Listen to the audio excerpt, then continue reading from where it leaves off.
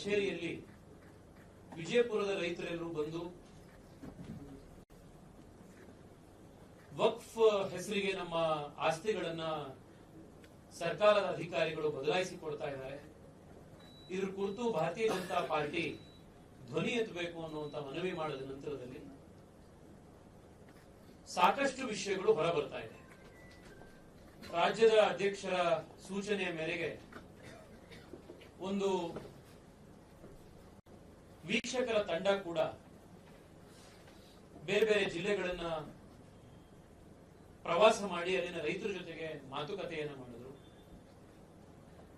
ಇದು ಒಂದು ಜಿಲ್ಲೆ ಎರಡು ಜಿಲ್ಲೆಗಿದ್ದಂತಹ ವಿಷಯ ಇಡೀ ರಾಜ್ಯಕ್ಕೆ ಹಬ್ಬಿ ಎಲ್ಲಾ ಕಡೆ ರೈತರು ನಮ್ಮ ಊರುಗಳಲ್ಲೂ ಕೂಡ ಇದೇ ರೀತಿ ಸಮಸ್ಯೆ ಆಗ್ತಾ ಇದೆ ಅನ್ನೋದನ್ನ ಪಕ್ಷದ ನಾಯಕರುಗಳಿಗೆ, ಅಲ್ಲಿನ ಶಾಸಕರು, ಅಲ್ಲಿನ ಬಿಜೆಪಿಯ ಮುಖಂಡರುಗಳಿಗೆ ತಿಳಿಸಿರುವಂತದ್ದು ಗೊತ್ತಾಗಿದೆ.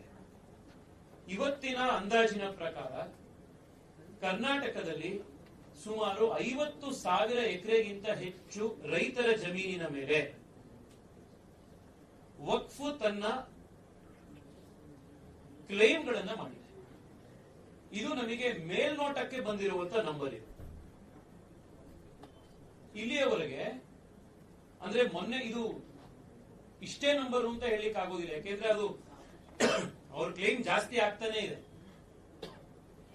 ಆದ್ರೆ ಇವತ್ತಿನವರೆಗೆ ನಾವು ಕಳೆದ 2 ವಾರದಲ್ಲಿ ಪಕ್ಷದ ಬೇರೆ ಬೇರೆ ಕಡೆ ಅಧಿಕಾರಿಗಳಿಗೆ, ರೈತರು ಮತ್ತೆ ನಮ್ಗೆ ಇಮೇಲ್ ಮೂಲಕ, ಪತ್ರಗಳ ಮೂಲಕ, ಆಫೀಸಿಗೆ ಬಂದು ತಿಳಿಸಿರೋದ್ರ ಮೂಲಕ, ವೀಕ್ಷಕರ ತಂಡಕ್ಕೆ ತಿಳಿಸಿರುವಂತ ಮೂಲಕ ಈ ಎಲ್ಲದನ್ನ ಗಮನಿಸಿದ್ರೆ ಕರ್ನಾಟಕದಲ್ಲಿ ಸುಮಾರು 50,000 ಎಕರೆಗೂ ಹೆಚ್ಚು ಜಾಗದ ಮೇಲೆ, ರೈತರ ಜಾಗದ ಮೇಲೆ ವಕ್ಫ್ ಬೋರ್ಡ್ ಇವತ್ತು ಕ್ಲೇಮ್ ಮಾಡಿದೆ.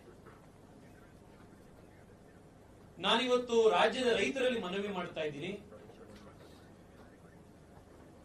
ಯಾವ ಜಿಲ್ಲೆಯೂ ಕೂಡ ಇದಕ್ಕೆ ಎಕ್ಸೆಪ್ಷನ್ ಇಲ್ಲ. ಇದು ಬಿಜಾಪುರದಲ್ಲಿ ಆಗಿದೆ ಅಥವಾ ಗುಲ್ಬರ್ಗಾದಲ್ಲಿ ಮಾತ್ರ ಆಗಿದೆ, ಸೊ ಚಿಕ್ಕಮಗಳೂರಿನಲ್ಲೋ ಹಾಸನದಲ್ಲೋ ಇದರಲ್ಲಿ ಅಫೆಕ್ಟ್ ಆಗಿಲ್ಲ ಅಂತಿಲ್ಲ.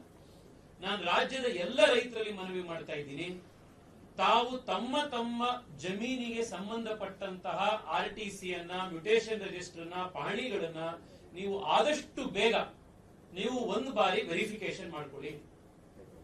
ಯಾವಾಗ ಇವರು ನಮಗೆ ಗೊತ್ತೇ ಆಗದೆ ವಕ್ಫಿಗೆ ಯಾವತ್ತು ಇವರು ಕಾಂಗ್ರೆಸ್ ಸರ್ಕಾರ ಅವರ ಹೆಸರಿಗೆ ಮಾಡಿಕೊಡುತ್ತೆ ಅನ್ನುವಂಥದ್ದನ್ನ ನಾವು ಯಾರಿಗೂ ಹೇಳಲಿಕ್ಕೆ ಆಗ್ತಾ ಇಲ್ಲ. ವಿಶ್ವ ಪ್ಲಸ್, ಜನಹಿತಕ್ಕಿದು ಜ್ಞಾನದ ಜಾಲ.